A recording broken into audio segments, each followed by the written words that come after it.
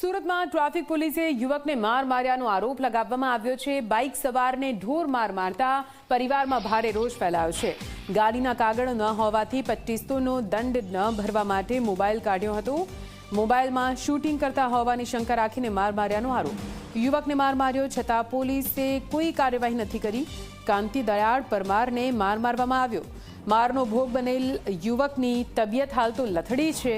પરિવાર અને સમાજના લોકો પોલીસ કમિશનર કચેરીએ પહોંચ્યા છે। સ્થાનિક પોલીસે ફરિયાદ લેવાના બદલે સમય પસાર કર્યાનો આરોપ લગાવાયો છે। તાત્કાલિક ધોરણે પોલીસ કર્મચારીઓ સામે કાર્યવાહીની માંગ કરાઈ। પરિવાર અને સમાજે કરેલા આક્ષેપો તપાસનો વિષય છે।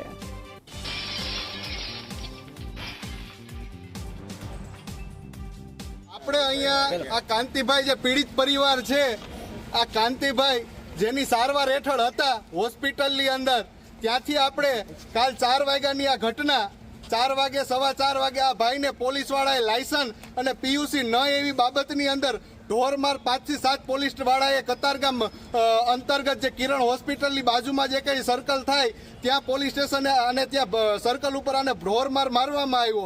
ત્યારે એને લેવા માટે કાંતિભાઈના ભાઈ અને પપ્પા જયદીપભાઈ અને એને લેવા માટે ગયા તો એને પણ બેફામ ગાળો દેવામાં આવી। પછી આ ભાઈને 108ની અંદર નાખીને એનો પરિવારજન કિરણ હોસ્પિટલની અંદર લઈને આવે છે કે જનરક્ષકે પહેલાં ભક્ષણ કર્યું અને પછી એને જ જ્યારે ફોન કરવામાં આવે છે કે અમારી સાથે પોલીસવાળાએ આવો જઘન્ય અપરાધ કર્યો છે, તમે અમને ન્યાય અપાવો। શું છે યાર, આ ખાલી આ એક રમત છે યાર, આ એક ભાવનાઓ સાથે આ દાદાગીરી છે। સમજો યાર, અમે કેટલું કોમ્પ્રોમાઇઝ કરીએ। કાલ સવારના 4 વાગ્યાથી ભાઈ બાપા કરીએ। માનવતા કોઈ બી છો, તમે બી માનવતા કોઈ બેઠો સાહેબ આ વેદના નીકળી આવે સાહેબ, આ દુઃખ નીકળી આવે, આ દુઃખ નીકળી આવે।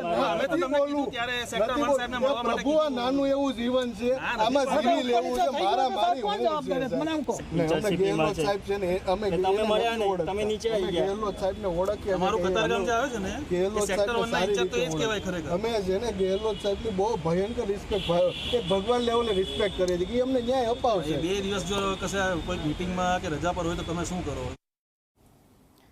જામનગરમાં મોખાણા ગામ